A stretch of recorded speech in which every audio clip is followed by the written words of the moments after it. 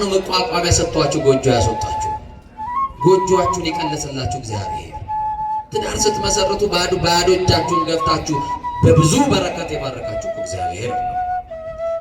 ተስፋችን ተሟጦ ቤት ውስጥ ለቀረ ነው በር ተዘግቶብን የምንውል ከአደባባዩ ለተሸሸግን ሞት ራሱ ጨክኖ ያለፈን ይመስል ለምን አልሞትንም ብለን አንዳንድ ቀን ተስፋ ከመቁረጣችን የተነሳ በሞትኩ ብሎ የምንመኝበት ጊዜ ይኖራል። ጥያቄ ውስጥ ያለን ችግራችን ሰንሰለታማ የሆነ ችግራችን ውስብስብ የሆነ በተስፋ መቁረጥ ውስጥ ያለን ወድቀን የቀረን ይመስለናል።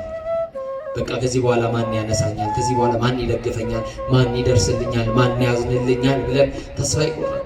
ሐኪም ቤት መሄድ እንኳን ፈልገን ሰው ያጣን፣ በዚህ ልክ ከሰው የተረሳን ሰዎች እንኖራለን።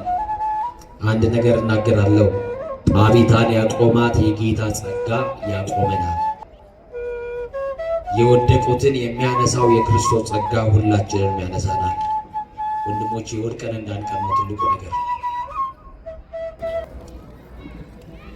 በስመ አብ ወወልድ ወመንፈስ ቅዱስ አሐዱ አምላክ ዘላለም ሥላሴ። የምንነጋገርበት የትምህርታችን ርዕስ የምናደርገው በሐዋርያት ሥራ ምዕራፍ 9 ቁጥር 41 ላይ ያለውን መለኮታዊ ሐሳብና ቃል በማንሳት ይሆናል። ሕያው ሆና በፊታቸው አቆማት ይላል ሙሉ ቃሉ። ለትምህርታችን ግን እናንተም ደግሞ እንዳትረሱት በከንፈራችሁ ጠርታችሁ በልባችሁ እንድትመዘግቡት፣ ወደ ቤታችሁም ስትገቡ ደግሞ በቅዱሱ መጽሐፍ የተጻፈውን ደግሞ ለማስታወስ ያክል እንድታነቡ እንድትባረኩበት አብረን የትምህርታችንን ቃል አብረን እንጠራለን። በፊታቸው በሉ። ችግር አለ እንዴ? ሙሉ ወርቅ አላደረግንም? በባህል ነው እንደምትታረቁት ሙሉ እስቲ ጋር እንደገና በደንብ አድርጋችሁ እስቲ መቼም ሙሉ ወርቅ ነው የተባለውና እኔ ይቅር በሉኝ ብያለሁ፣ እናንተ ይቅር ብለናል ብላችሁኛል። በፊታቸው በሉ አቆማት። በምናቸው? እሺ አንቀጹ ለሴት ነው፣ ስለ ወንዶቹ እናርገው። በፊታቸው አቆመው ምን አለው? እስቲ አንድ ጊዜ ላስቸግራችሁ፣ አብረን እንጥራ ሁላችንን። በፊታቸው አቆማት።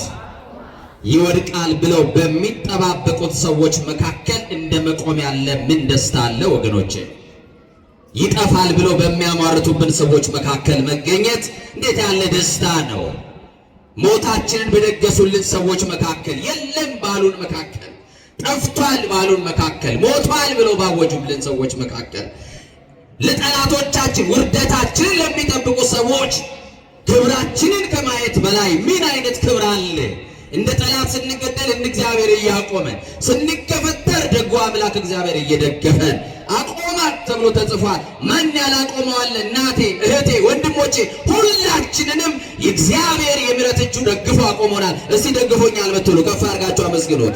ደግፎ ስላቆመን ሰዎች ይገፉናል፣ ክፉ ሰዎች ይገፉናል፣ ተንኮለኞች ይገፉናል፣ ምቀኞች ይገፉናል። አማኑኤል ደግሞ ያነሳናል። የማርያም ልጅ ደግ ነው፣ ክብር ለስሙ ይሁን። በጣም የሚገርም ነው።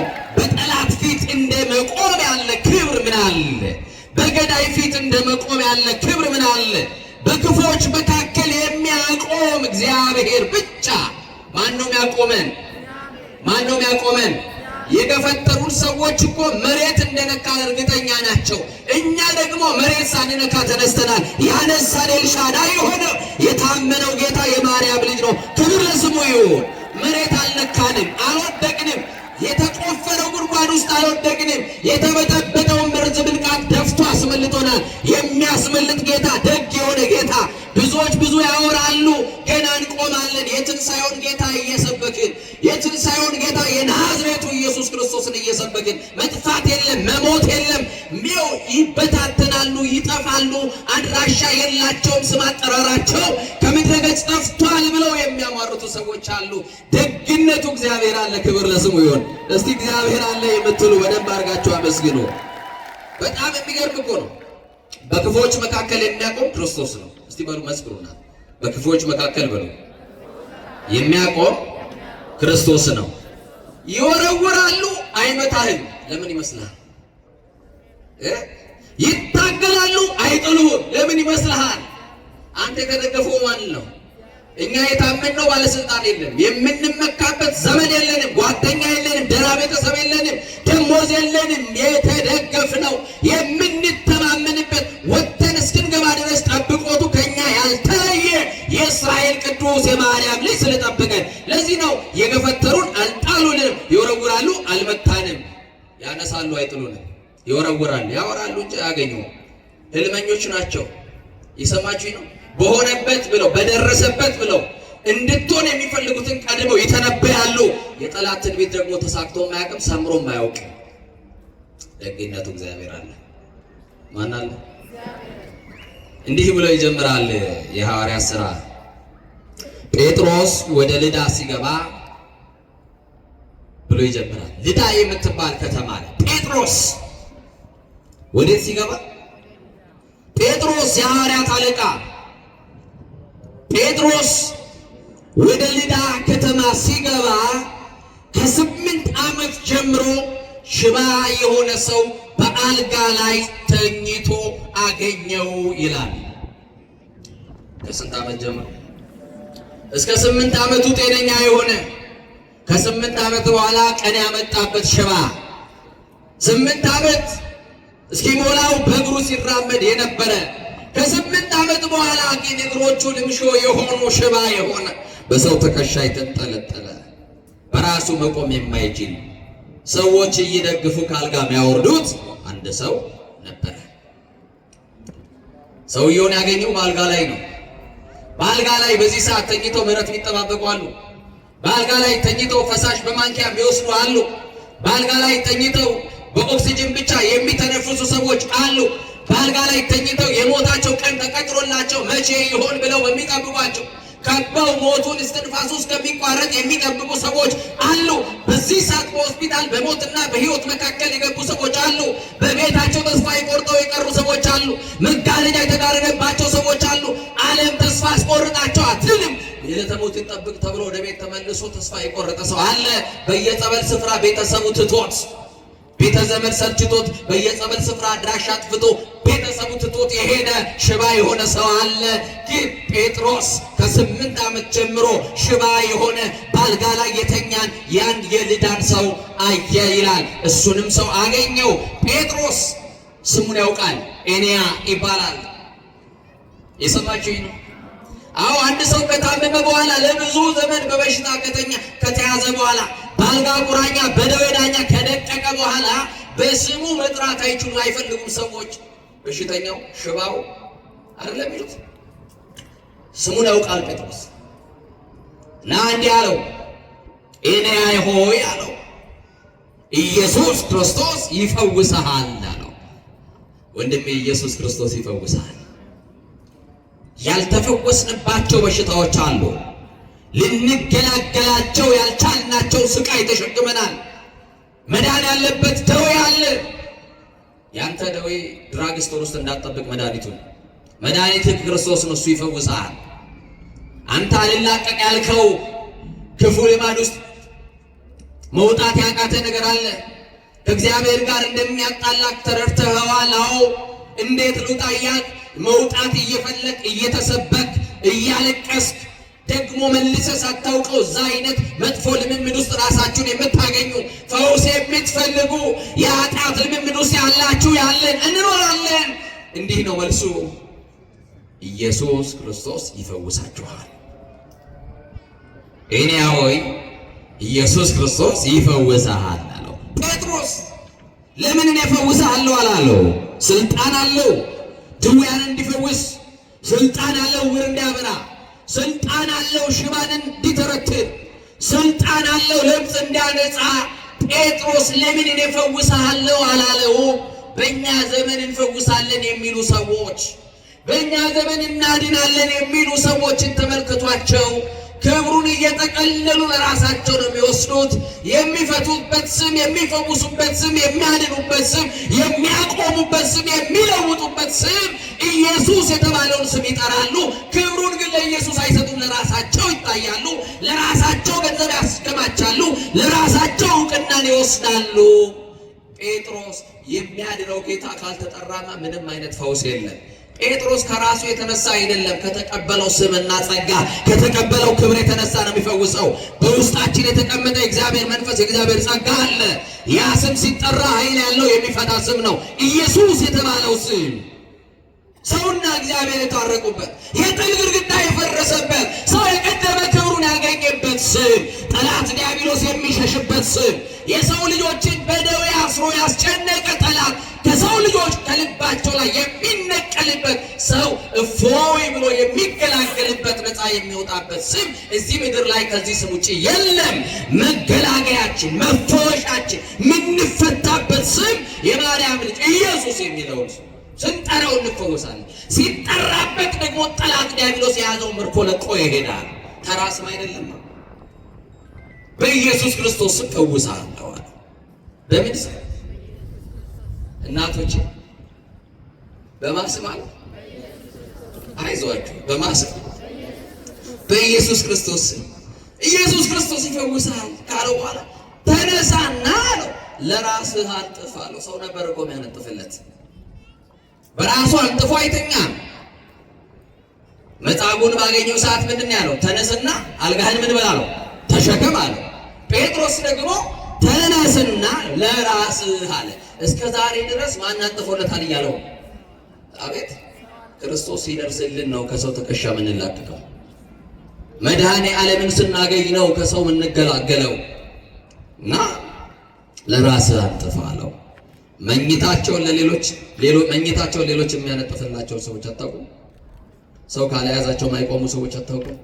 ሰው ካልደገፋቸው ቢለቋቸው የሚሰባበሩ የሚወድቁ ሰዎች አታውቁም?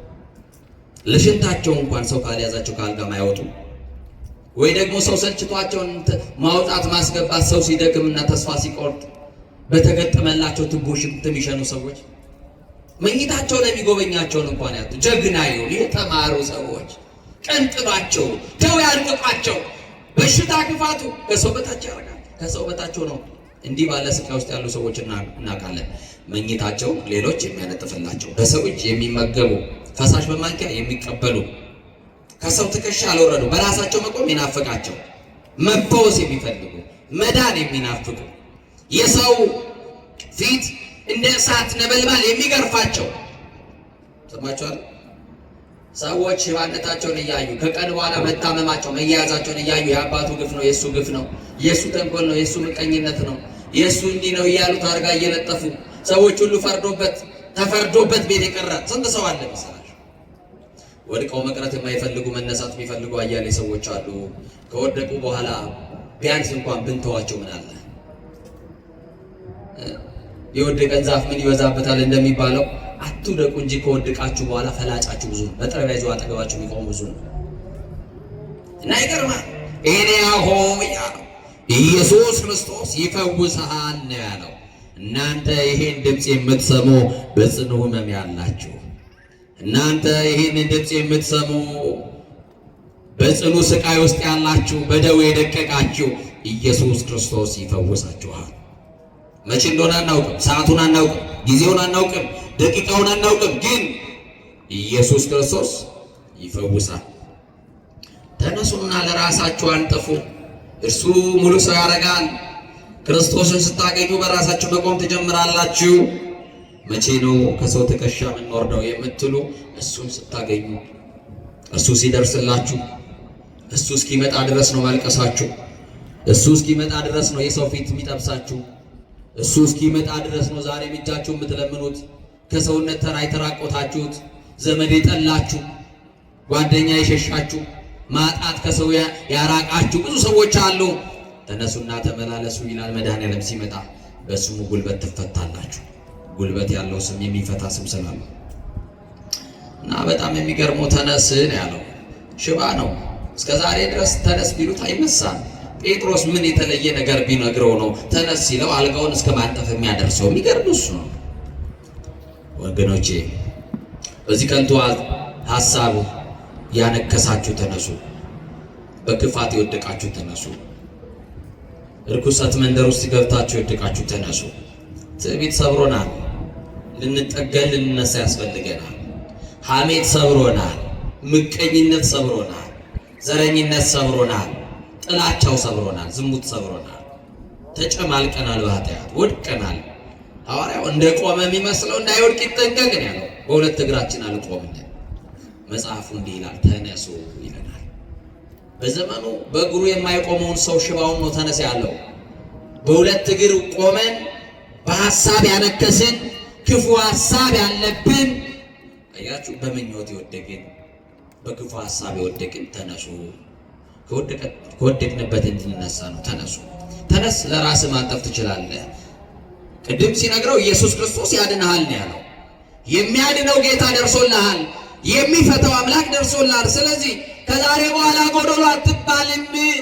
አንተን እያወጣ የሚያስገባ ተሸክሞ የሚያወጣ ሰው የለም። በቃ ደርሶልሃል። አልጋህን ማንጠፍ ትችላለህ። ተነስ አለው። ሲመጣ እንነሳለን። አይዟችሁ አይዟችሁ። ተምራችሁ ስራ ያጣችሁ ትነሳላችሁ። ነግዳችሁ የከሰራችሁ ትነሳላችሁ። ስትነሱ ደግሞ ባለክ እርሾ አይደለም እንደ አዲስ ያነሳሃል እግዚአብሔር። ባለክ ትንሽ ነገር ላይ አይደለም፣ ባለክ ጥቂት ሳንቲ አይደለም የምትነሳው፣ በባዶ ያነሳሃል እግዚአብሔር። ባዶ ገንዘብ ብቻ አይደለም፣ የገንዘብ ባዶነት ብቻ ሰው የራባችሁ ባጠገባችሁ የነበሩ አጀቦች ተበትነው ሰው የለኝም ብላችሁ ባዶነት የሚሰማችሁ ሰዎች አላችሁ። ግን የሚገርመው ሽባ እየተባለ እየተጠራ የነበረውን ሰው አይድንም ብለው ከአፋቸው በወረወሩት ቃል አድምተው ተስፋ አስቆርጦት የነበረውን ሰው ጠላቶቹ እያዩ በጠላት መካከል እንደመነሳት ያለ ምን ክብር አለ? በሚጠሏችሁ ሰዎች መካከል የሚያኖር ጌታ አላችሁ። አይዟችሁ። ማን ይወደናል? መጽሐፉ እኮ ነግሮናል። እናንተ ከዓለም አይደላችሁምና ዓለም ሁሉ ይጠላችኋል አለ። ለመወደድ እኮ አይደለም የምንኖረው። ዓለም መች ክርስቶስን ወደደው? ዓለም ለመቼ ለክርስቶስ ሆነችና እኛን ይወዳል። አያችሁ፣ ሲገፏችሁ የሚደግፍ ጌታ ካላችሁ፣ ወደታችሁን ለሚጠብቁ ክብራችሁን የሚገልጥ ጌታ ካለ፣ አልሆነለትም አልተሳካለትም ለሚሏችሁ ሰዎች፣ አይችልም ብለው ለሚያሟርቱባችሁ ሰዎች ከእንግዲህ ሰው አይሆንም ከእንግዲህ ሰው አትሆንም ብለው ተስፋ በቆረጡባችሁ ሰዎች መካከል እግዚአብሔር ተአምር ያሳያል። እንዴት አድርጎ ካላችሁ የታሰራችሁበትን እስራት ፈቶ አቁሞ ያሳያችኋል። አይቆምም ከሰረ እንደገና ማይነሳም ብለው ተስፋ በቆረጡባችሁ ቤተሰቦቻችሁ መካከል ያነሳችኋል። ከእንግዲህ ሰው አይሆንም አይደለም ይሉ። ይሄው ብዙ ሞክሬዋለሁ ከሱስ መውጣት አልቻለም። ተውት፣ ለሱ ያወጣውት ብር ይለዋል ቤተሰቦች ሊሉ ይችላል። አይዞህ አንድ ቀን ማሰዋል ሰው ትሆናለህ። ሰው መሆን ብቻ አይደለም ለሌሎችም የምትተርፍ ያደርጋል እግዚአብሔር። ያንን ቀን ጠብቂ እህቴ። እንዲሁማ እያለቀስን አንቀጥልም እኮ እንጎበኛለን። አንድ ቀን ጠላት የዚያን ጊዜ አፉን ይይዛል፣ መልስ ያጣል። እግዚአብሔር መጥቶ ከውድቀታችን ሲያነሳ በቅዱሳኑ ጸሎት ከሞት አፋፍ ላይ ስንተርፍ በሚጠባበቁን ሰዎች መካከል እግዚአብሔር ሲያቆመን እዛ ጊዜ ያፉ ጠላት የሚናገረውን ያጣል። እንዲህ ይላሉ ጠላቶቻችን፣ አምላኩ ረዳው፣ ጌታ ረዳው፣ እግዚአብሔር አገዘው፣ መድኃኒዓለም ረዳው ይሉናል። ከዛ ውጭ ምን ረዳት አለው ክርስቲያን? ከአማኑኤል ውጭ ምን ዘመድ አለው ክርስቲያን? ከሱ ውጭ ምን መመኪያ አለው? አያችሁ፣ ማን ረድቶት ነው እዚህ የደረሰው አሉ? እግዚአብሔር ነው። ማን አግዞት ነው እዚህ የደረሰው? የቱ ቤተሰብ ሳንቲ ሰጥቶ እዚህ ያቆማተ? ማን ነው መቋቋሚያ ሰጥቷችሁ ጎጆ ያስወጣችሁ? ጎጆአችሁን የቀለሰላችሁ እግዚአብሔር። ትዳር ስትመሰርቱ ባዶ እጃችሁን ገፍታችሁ በብዙ በረከት የባረካችሁ እግዚአብሔር ነው። ይገርማችኋል። ይሄንን ሽባ ሰው በስሙ ጠራውና ተነስ አለው። ተነሳ። አሁን አልጋህን አንጥፍ አለው። አልጋውን አነጠፈ። ጴጥሮስ በዛች ከተማ የዚህ ሰው መዳን በከተማው ሳይሰማ በተአምር ላይ ተአምር ሰራ። የሚፈታውን የናዝሬቱ ኢየሱስ ይልቁንም ከሙታን መካከል የተነሳውን እናንተ በበደላቸው የሰቀላችሁት ክርስቶስ ምንም አስነሽ ሳይፈልግ በራሱ ስልጣን ከሙታን መካከል የተነሳው የናዝሬቱ ተስፋ ኢየሱስ ክርስቶስ አዳኝ እንደሆነ ስሙ ተገልጧል። የሚሸፈን አይደለም። ይሄውና ተአምራት በስሙ ገደል ነው፣ ተገላገል። ከዚህ በኋላ ደቀ መዛሙርቱም ቢሆኑ ኢየሱስ የሚለውን ስም አይጠሩም እያሉ እነሱ ግን ይሄንን ስም አለመጥራት አንችልም፣ ክርስቶስ የሚለውን ስም አለመጥራት አይቻልም። ጴጥሮስ ቤቱን ትቶ የወጣለት ስም ነው። ሚስቱን የተወበት ስም፣ የልጁን ፍቅር የረሳበት፣ የቤተሰቡን ፍቅር የረሳበት ኢየሱስ ነው። እሱን አለመጥራት አይቻልም። እሱም ሲጠራ ግን የብዙዎች እስራት ይፈታ ነበረ። በነገራችን ላይ ይሄንን ስም በሕይወታችሁ መጥራት ተለማመዱ። ኢየሱስን ለሰዎች የሰጠን ያክል እስኪመስለን መጥራት እንፈራለን። ኢየሱስን ለሌላ ቤተ እምነት የሰጠን እስኪመስል ድረስ ስሙን መጥራት እንሸማቀቃለን። መጥራት ካልጀመርን ይህንን መድኃኒት የሆነ ስም መጥራት ካልጀመራችሁ ምንም አይነት መፍትሄ የለም። እውነት ሐሰት እውነት እንደማትሉኝማ አውቃለሁ። ሌላኛውን ተአምር ቀጠለ። በጣም የሚገርም ነው። ኤንያን ከፈወሰ ካዳነ በኋላ ወዲያውኑ ሞተች ተብሎ የተለቀሰላት አንዲት ሴት ነበረች፣ ጣቢታ የምትባል። ምን ሆነች ተብሎ? እስቲ ግድ የላችሁ ምን ሆነች ተብሎ? ሰሞኑን በማህበራዊ ሚዲያ እኔ ሞቼ ነበር ገለውኝ ነበር በቲክቶክ በምናምን በጣም ብዙ ወዳጆቼን አስደንግጧል፣ ቤተሰቦቼን ጀምሮ። ከሰው እኮ ነው የተፈጠርነው። እኛ ቤተሰብ የለንም እንደ ቤተሰብ። አዎ መነኩሴ ሞተ ነው፣ ደንግጠን አይደለም፣ በፈቃዳችን ሞተናል። ያለ ፈቃዳችን ግን ማንም እንዲገለን አንፈልግም። ሰማችሁ? በጣም የሚያሳፍር ትውልድ። የጠላትስ ሞት ቢሆን ያስደስታል ወገኖች። አያችሁ፣ እንዲሁ የተወደደ ሰው ያለዋጋ ክቡር አባታችን መልአከ ኤዶም አስተካክሎ ነው የጠራኝ። ደግሞ መልአከ ኤዶም አባ ሕርያቆስ ጥቁር አንበሳ ሆስፒታል ሕክምና እንደገቡ ሞተዋል አለ። የናዝሬቱ ተስፋ የማርያም ልጅ ክርስቶስ የትንሣኤው ምስክር ሆኜ ገና ብዙ ዘመናት እግዚአብሔርን አገለግለዋለሁ። ጠላት እንደሚያሟርቱብን አይደለም። ይሄው አለን። ሰዎች ሁሉ አላምን ብለው ቪዲዮ አድርግ እስቲ ይሉኛል። ጣቢታ የምትባል አዲስ ሴት ሞተች ተብሎ ተለቀሰላት። ምን ሆነች ተብሎ? ለቅሶ ደራሾች ተሰበሰቡ። ሙሾ አውራጆች በግጥም እያስለቀሱ ህዝቡን በለቅሶ አወቁት። አልቃሽማ አታጣም የእናቴ ልጅ ከሞት፣ ከንፈር መጣጭ አታጣም የእናቴ ልጅ ሙት እንጂ ቀባሪማ አለ። እኔ አንዳንድ ቀንም ይህን ያክል ወዳጅ አለኝ እንዴ እስኪል ድረስ ደርሻለሁ። እግዚአብሔር በሚያውቀው። ሰማችሁ? ፎሎ ለማግኘት ላይክ ለማግኘት ቪው ለማግኘት እንደው ሰው ሞተ ማለት እንደው እንዴት አይነት ህሊና ቢኖረን። ወንጌል ለጠላቶቻችሁ ጸልዩ ይላል። የሚያሳድዷቸውን መርቋቸው ጸልዩላቸው ይላል። አያችሁ? አሁን እንዴት አይነት ህሊና! ክርስትናችን ምን አይነት ካባ እንደለበሰ ታዘቡት። አሁን ይህንን የሌሎች ቤተ እምነት ሰዎች ይመስሏቸዋል። ውሸት ነው። የኛ ቤት ሰዎች ናቸው። የኔማ ተራ ገና እኮ ታራ ምኑን ያስኩትና አባቶቻችን ሊቃነ ጳጳሳትን ሳይቀር የሚሏቸውን ጉድ ብታዩ እንደው በዚህ ጉባኤ ያላችሁ በጻድቁ በተክልዬ ናቸዋል። አንድ ነገር ብቻ ልበላችሁ። አባቶችን የቤተ ክርስቲያን መምህራንን የማይገባ የጽርፈት የማይገባ ክፉ ቃል እየተናገሩ የሚለጥፉ ሰዎች ለቤተ ክርስቲያን የተቆረቆሩ ሰዎች አይደሉም። ናቸው ወገኖች። ይኸው እንደናንተ በወንጌል የሉ ገብተው የሚያስቀድሱ ጫማቸው እንኳን ወልቆ እንኳን አይተን የምናቆሰው አይደሉም። እና አንድ ነገር ልበላችሁ፣ በሶሻል ሚዲያ ሁሉ ካሜራ ተደርድሯል። እናንተንም ትዝብት ውስጥ ከትቼ ነው የምነግራችሁ ወንድሞቼ። ነቀፌታ ግን አይደለም። በደንብ አድርጋችሁ ስሙ። አባቶቻችሁ በዚህ ልክ ሊቃነ ጳጳሳት የቤተ ክርስቲያን መምህራን አባቶች ሲሰደቡ ለምንድን ነው መልስ መስጠት ማትፈልጉት? ሚዲያ ባለቤቶች ናቸው። ሚዲያችሁን በአደባባይ እናስተዋውቅላችኋለን። እኛ ያላከበርናቸውን ጳጳሳት የትኛው ቤተ እምነት መጥቶ እንዲያከብርልን ነው?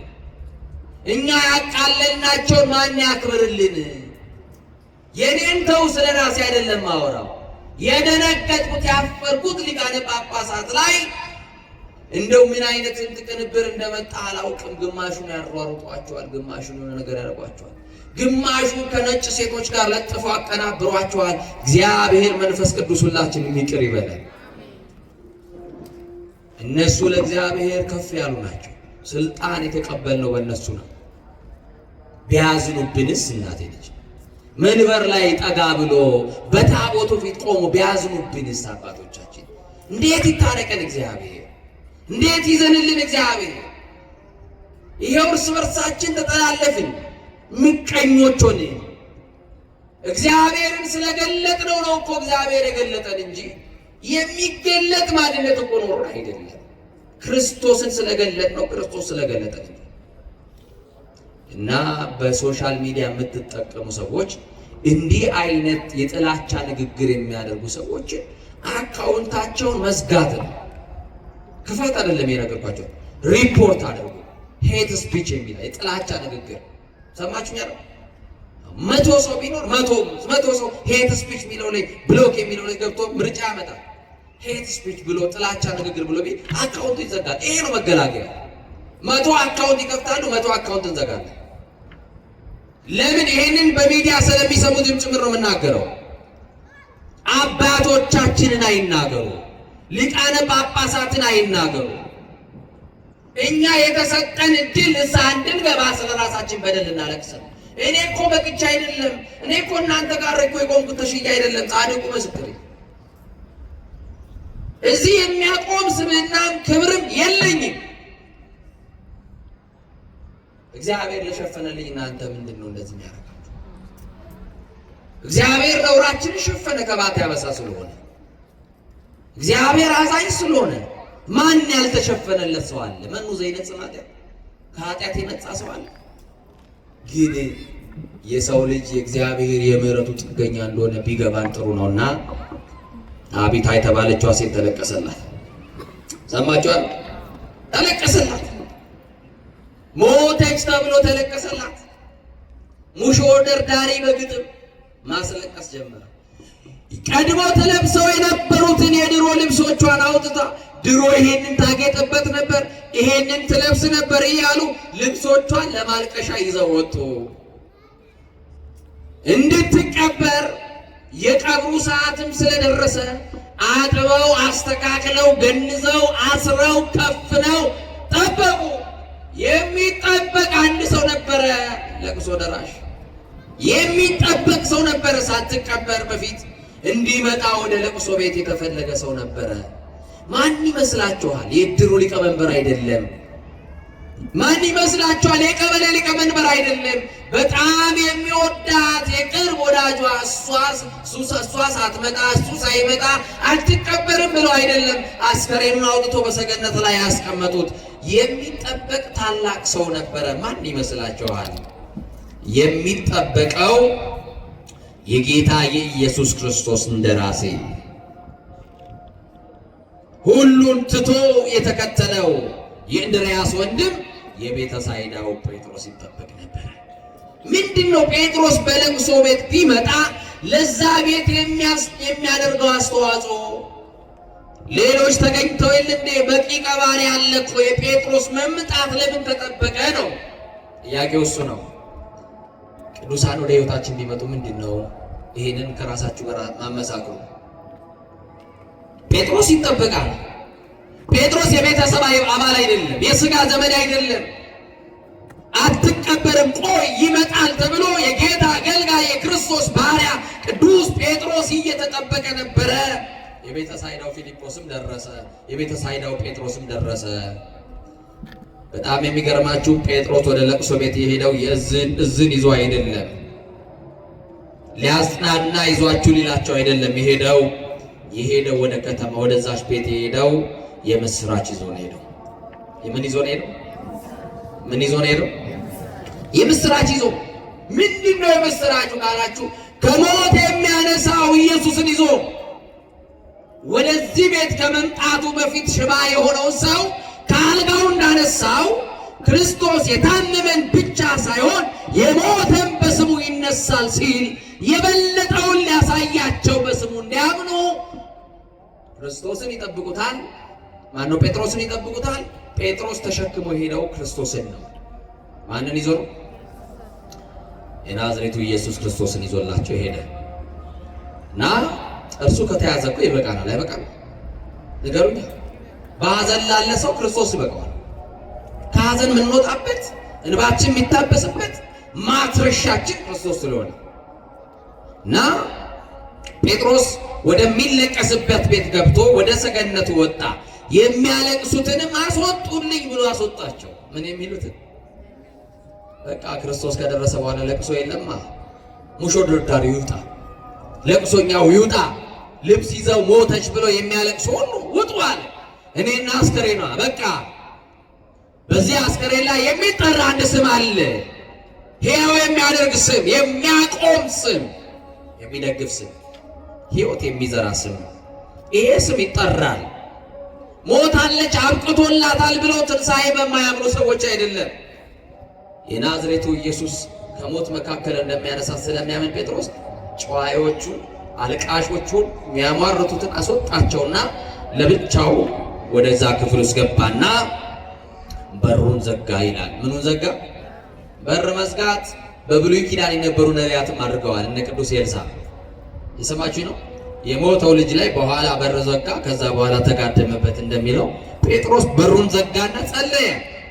እግዚአብሔር ወሙታን ኢየሱስ ክርስቶስ ቅድም በስምህ የናዝሬቱ ኢየሱስ ክርስቶስ ይፈውሳል ብዬው ሽባ የነበረውን ሰው በስምህ ፈትቼዋለሁ። በስምህ ጉልበት ድኖ ተነስቷል። አሁንም የስምህ ጉልበት ይህንን የሞተችን ሴት ወደ ቀደመችበት ክብር እንዲመልሳት እለምንሃለሁ ብሎ ጸለየ። አሁን እኮ ጴጥሮስ አስወጥቶ ለቅሶ አልቆመም። በደጅ እየተለቀሰ ነው። እርግጠኛ ናት ድጋሚ ላያዩዋት ላይገናኟት ሊሰናበቱ የመጡ ሰዎች ነው ያሉት። ሞቷል በሚጠባበቁ ሰዎች መካከል ደግሞ እግዚአብሔር አንስቶ አቁሞ ሊያሳያቸው። ጴጥሮስ ገባና ጸለየ። ከጸለየ በኋላ የሞተችውን ስም በስሟ ጠራት። ማን ብሎ? ጣቢታ ተነሽ አላት። እጁንም ዘረጋላት። እሷም ደግሞ የጴጥሮስን ድምፅ ሰማችና እጁንም ይዛ ተነሳች። የወደቃችሁ በዚህ ስም እንድትነሱ ጌታ መንፈስ ቅዱስ ይርዳችሁ። የወደቅን በዚህ ስም እንድንነሳ መንፈስ ቅዱስ ይርዳ። ብድግ አለች፣ ተነሳች። ከዛ በኋላ በሩን ክፈቺ፣ በናዝሬቱ በኢየሱስ ክርስቶስ ስም ሞትሽ በሕይወት ተቀይሯል። የዚህ ቤት የለቅሶ ታሪክ በሳቅ ተቀይሯል። የዚህ ቤት የሞት ታሪክ ተገልብጧል። ነገር የሚገለብጥ ሞታችንን በሕይወት የሚቀይር ለቅሷችንን በሳቅ የሚቀይር የተሰቀለው የናዝሬቱ ኢየሱስ ክርስቶስ ነው። የተደረገልሽን ውጪና መስክሪ። ከዚህ ለስንብት የመጡ ሰዎች ናቸው። ድጋሚ በሕይወት ቆመሽ ያዩሻል። መስክሪ። ያገኘሽው ጌታ ነው ከሞት ያነሳሽ፣ እኔ አይደለሁም። እኔ የተቀበልኩት ጸጋ ነው። ክርስቶስ ነው ያነሳሽ። ሁሉን ከውድቀት የሚያነሳ ስም ነው። እንኳን በሕይወት ያሉ ሞተው ሳይቀበሩ ይቅርና ተቀብረን ፈርሰን በስብሰን አራቱ ባህርያተ ሥጋ በመቃብር ፈርሶ በስብሶ ቢለያይ እንኳን ይሄ ስም ከውድቀት የሚያነሳ ስም ነው። በመጨረሻውም ሲመጣ ከሞትንበት ከተቀበርንበት ጉድጓድ የሚያወጣ የናዝሬቱ ኢየሱስ ነው። መስክሪ። ተስፋችን ተሟጦ ቤት ውስጥ ለቀረ ነው፣ በር ተዘግቶብን የምንውል ከአደባባዩ ለተሸሸግን፣ ሞት ራሱ ጨክኖ ያለፈን ይመስል ለምን አልሞትንም ብለን አንዳንድ ቀን ተስፋ ከመቁረጣችን የተነሳ በሞትኩ ብሎ የምንመኝበት ጊዜ ይኖራል። ጥያቄ ውስጥ ያለን ችግራችን ሰንሰለታማ የሆነ ችግራችን ውስብስብ የሆነ በተስፋ መቁረጥ ውስጥ ያለን ወድቀን የቀረን የመሰለን ያለ በቃ ከዚህ በኋላ ማን ያነሳኛል? ከዚህ በኋላ ማን ይደግፈኛል? ማን ይደርስልኛል? ማን ያዝንልኛል? ብለን ተስፋ ይቆርጣል። ሐኪም ቤት መሄድ እንኳን ፈልገን ሰው ያጣን፣ በዚህ ልክ ከሰው የተረሳን ሰዎች እንኖራለን። አንድ ነገር እናገራለሁ። ጣቢታን ያቆማት የጌታ ጸጋ ያቆመናል። የወደቁትን የሚያነሳው የክርስቶስ ጸጋ ሁላችንን ያነሳናል። ወንድሞቼ ወድቀን እንዳንቀር ነው ትልቁ ነገር። ጠፍተን እንዳንቀር ነው ትልቁ ነገር። መቆም አልችልም እንዳትሉ፣ ደክሞኛል አትበሉ፣ ሰልችቶኛል አትበሉ። ተስፋ መቁረጥ አይታይባችሁ። በትንሽ ነገር የምትበሳጩ፣ በትንሽ ነገር እንባችሁ የሚመጣ፣ በትንሽ ነገር የምትከፋቱ፣ ችግራችሁን ለዓለም ችግራችሁን ለእግዚአብሔር ነግራችሁ ሲሞላላችሁ ደግሞ ወደ ዓለም የምትሄዱ ሰዎች አትሁኑ። ችግራችሁን ለእግዚአብሔር ከነገራችሁ በደስታችሁም ሰዓት እግዚአብሔር ጋር ሆኖ ጣቢታን ሕያው ሆና በፊታቸው ያቆማት እግዚአብሔር እኛንም አቆመናል። ማን ነው ያቆማችሁ ካላችሁ ብቃታችን አይደለም፣ ችሎታችን አይደለም፣ ቸርነቱ አቆሞናል፣ ምሕረቱ አቆሞናል፣ ይቅርታው አቆሞናል። እስቲ ሁላችሁ ቸርነቱ አቆሞናል በሉ፣ ምሕረቱ አቆሞናል። አያችሁ ያቆመን ማን ነው? የእግዚአብሔር ቸርነት ያቆመን፣ የእግዚአብሔር ምሕረት ያቆመን፣ የእግዚአብሔር ፍቅር፣ የእግዚአብሔር ደግነት ነውና በደግነቱ የቆማችሁ በምሕረቱ የተደገፋችሁ ጠላት አይጥላችሁ፣ የሚወረወረውም አይመታችሁ፣ የሚገፋችሁም አይጥላችሁምና በማይጥለው በእግዚአብሔር እጅ ላይ ብቻ ተደገፉ። ቅዱስ ጴጥሮስ ይቺን ሴት ደርሶላት ሕያው ሆና በፊታቸው አቆማት እንደተባለ የኛም ያበቃው ታሪካችን ደግሞ እንደገና በእግዚአብሔር ፊት ሕይወት እንዲያገኝ ንስሐ እንግባ። የተሰበርን በንስሐ እንጠገን። ንስሐ እንደ ወጌሻ ይጠግናል። ያደፈውን እንዳላደፈ፣ የበደለውን እንዳልበደለ፣ ዘማዊውን ጻድቅ ያደርጋል። አያችሁ ሳሙና ነው፣ እንነጻበታለን። ከፊት ለፊታችን የጾም ሰዓት ነው፣ የስግደት ሰዓት ነው። እስቲ በዚህ ባለው እንኳን ጾም እንጠቀም ወገኖቼ። መኝታችሁን ተውት፣ ከአልጋ ውረዱ፣ እንውረድ፣ ራሳችንን እናውረድ። እውነቴን ነው የምላችሁ፣ ግድ የላችሁ መሸታ ቤቱን ተውት። ጠጅ መጨለጡ ይቅር፣ ማርያምን ነው የምላችሁ። እስቲ ስለዚህችም ሀገር እናልቀስ። እስቲ በእኛ በደል ነውና እግዚአብሔር ሆይ ማራት፣ ታረቃት፣ ወደ ቀደመ ክብራችን መልሰን እንበል። እስቲ በአፍሪካ ነፃ የወጣች ሀገር ተብላ ዓለም የሚያውቃት ሀገር ዛሬ ግን ነፃነቷ ተገፍቶ ከቤት ወጥቶ መግባት የማንችልባት ሀገር ሆናለች። ወጥተን ምንገባባት ተኝተን የምናገኝባትን ቤት ሀገር እንዲሰጠን እንጸልይ ወገኖች። ይኸው አባቶቻችን ከመታረድ አባቶቻችን ከመገደል አለ ማን ይጮህላቸው? ለመሞት እኮ ነው የገቡት። አዎ ሰማዕትነቱን እኮ ይፈልጉታል። አዎ መሳሪያ ያልታጠቁ በባታቸው የሚገደሉባት ሀገር ናት ኢትዮጵያ። አያችሁ። እና የእግዚአብሔር ልጆች ወደ እግዚአብሔር የምንመለስበት ሰዓት ይሁን። በቃ እንዲለን እግዚአብሔር በቃ ይበለን። እስቲ አሜን በሉ። አማኑኤል በቃ ይበለን። ከሱ ጋር የምንታረቅበት ንስሐ የምንገባበት የጥል ግድግዳ ፈርሶ ወደ እግዚአብሔር መቅደስ የምንገባበት ዘመን ያርግልኝ። እና አብይ ጾም ደግሞ ሰፊ ጉባኤ በዚህ ካቴድራል ተዘጋጅቶላቸዋል። ሰማችሁኝ? ሰፊ ጉባኤ በአይነቱ ልዩ የሆነ ከዚህ ከወትሮ በፊት በላቀ ጥሩ ጉባኤ ተደርጓል። እርግጠኛ ነኝ አሁን ጾሙ ሲገባ መቼም ይሄ ግቢ ቦታ እንደማይበቃ አሁን ዘርዘር ብላችኋል። ያው ሐሙስ ናት ያላችሁን ቀን እንጠቀም ብላችሁ እንደሆነ አውቃለሁ። ኢትዮጵያዊ በጣም እንደ አንበሳ ምን እንደሚወድ ታውቃላችሁ። አሁን ፈይልልን ነው እንግዲህ። አቤት በመብላት ምክንያት ይኸው በሽተኞች ሆነን አይደል? እንደው ዘንድሮ ስጋ የሚበሉ ሰዎች ናቸው ታማሚዎች። ደግሞ ስጋውን የሚተካ ፕሮቲን ቤታችሁ አትሰብስቡ።